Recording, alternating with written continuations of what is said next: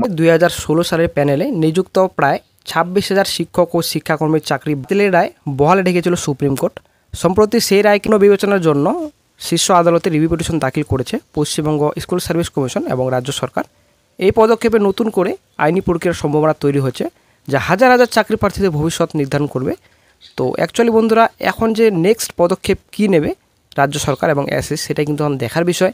এবং সুপ্রিম কোর্টে যে রিভিউ পিটিশন দাখিল করা হয়েছে, সেই রিভিউ পিটিশন কতটা গ্রাহ্য হবে সেটা কিন্তু এখন দেখার বিষয় এবং চিন্তার বিষয় রাজ্য সরকার এবং 26,000 সকল চাকরি হারাদের। ঠিক আছে, রিভিউ পিটিশন যদি অ্যাকসেপ্ট না করে সুপ্রিম কোর্ট, তো এখানে কিন্তু বিশাল বড় একটা চিন্তার বিষয় সকল চাকরি হারাদের। এবং এখানে আপনার যদি অ্যাকসেপ্ট করে নেয়, তো অবশ্যই কিন্তু ওপেন কোর্টে কিন্তু হিয়ারিং হবে। এটা কিন্তু একটা গুরুত্বপূর্ণ পয়েন্ট। তবে অবশ্যই কিন্তু রাজ্য সরকার, এসএসসি এবং মধ্যশিক্ষা পর্ষদকে নতুন কিছু দেখাতে হবে, তবে কিন্তু রিভিউ পিটিশনের জোর থাকবে।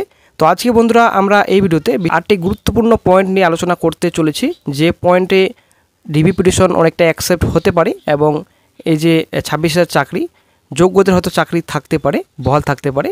তো আজকে আমরা 8টি গুরুত্বপূর্ণ পয়েন্ট নিয়ে আলোচনা করব। অবশ্যই বন্ধুরা ভিডিওটি সম্পূর্ণ দেখুন, শেষ পর্যন্ত দেখুন। চ্যানেল নতুন দর্শক অবশ্যই চ্যানেলটিকে সাবস্ক্রাইব করে দেবেন, সঙ্গে অনুসরণ রাখবেন প্রতিনিয়ত যে কোনো সরকারি বেসরকারি সবার আগে চাকরির খবর আপডেট পাওয়ার জন্য। তো বন্ধুরা, এই বিষয়ে ফিরদৌস শামীম স্যার কী বললেন, বিকাশ রঞ্জন স্যার কী বলেছেন, এই বিষয়ে সমস্ত তথ্য আপনারা এই ভিডিওতে পাবেন। অবশ্যই বন্ধুরা ভিডিওটি শেষ পর্যন্ত দেখুন, আশা করি সমস্ত তথ্য আপনারা এই ভিডিওতে পাবেন। যে রিভিউ পিটিশন দাখিল করা হয়েছে সেটা খারিজ হবে নাকি অ্যাকসেপ্ট করবে কোর্ট, অবশ্যই বন্ধুরা ভিডিওটি সম্পূর্ণ দেখুন, স্কিপ না করে অবশ্যই ভিডিওটি সম্পূর্ণ দেখুন। আশা করি সমস্ত তথ্য আপনারা এই ভিডিওতেই পাবেন। তো প্রথম যেটা পয়েন্ট রয়েছে, সকলের নিয়োগ অবৈধ নয়। কমিশন জোর দিয়ে বলছে যে প্যানেল সকল নিযুক্ত ব্যক্তি দুর্নীতির সঙ্গে যুক্ত ছিলেন না, তা সত্ত্বেও সকলের চাকরি বাতিল করা হয়েছে। অতীতে মানবিক দিক বিবেচনা করে সিদ্ধান্ত নেওয়ার নজিরও উল্লেখ করা হয়েছে। তারপর যেটা 2 নম্বর পয়েন্ট, বিদ্যালয়ের উপর প্রভাব। এত বিপুল সংখ্যক শিক্ষক ও শিক্ষাকর্মীর চাকরি বাতিলের ফলে বিদ্যালয়গুলিতে শূন্যতা তৈরি হবে এবং পঠন পাঠন ব্যাহত হবে। তারপর 3 নম্বরে যেটা পয়েন্ট রয়েছে, সমতার অধিকার লঙ্ঘন। কমিশন দাবি করেছে যে যোগ্য এবং অযোগ্য প্রার্থীদের একই দৃষ্টিতে দেখা সংবিধানের 14 নং ধারা অনুসারে সমতার অধিকার লঙ্ঘন করে। তারপর 4 নম্বর যেটা পয়েন্ট, অনির্দিষ্ট ভবিষ্যৎ। গত 3 তারিখে এপ্রিল মাসে যে রায়টি দেওয়া হয়েছিল সুপ্রিম কোর্টের তরফ থেকে, যে যোগ্য অযোগ্য সবার চাকরি বাতিল।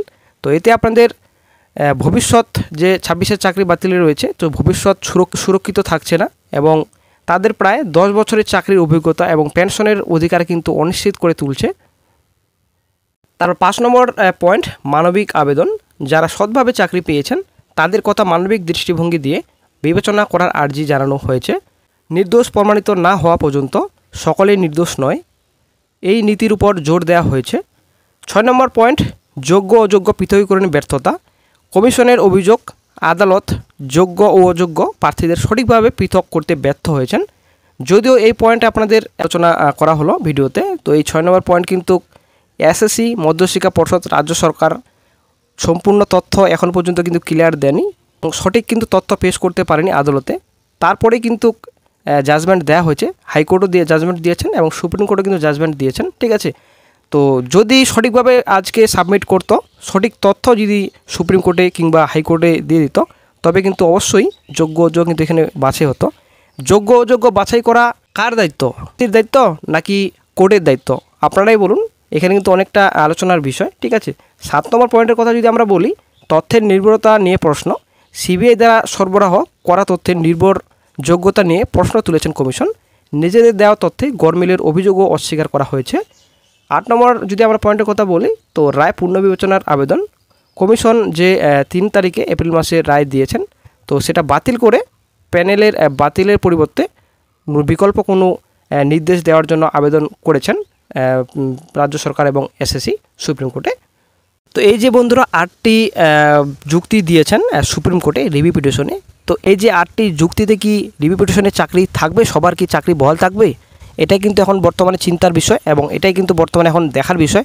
চাকরি থাকবে নাকি যে জাজমেন্ট দেওয়া হয়েছে 3 তারিখে, গত 3 তারিখে এপ্রিল মাসের, তো সেই জাজমেন্টে কি পুনরায় বহাল থাকবে নাকি কোনো কিছু মডিফাই করা হবে, সেটাই কিন্তু এখন দেখার বিষয়।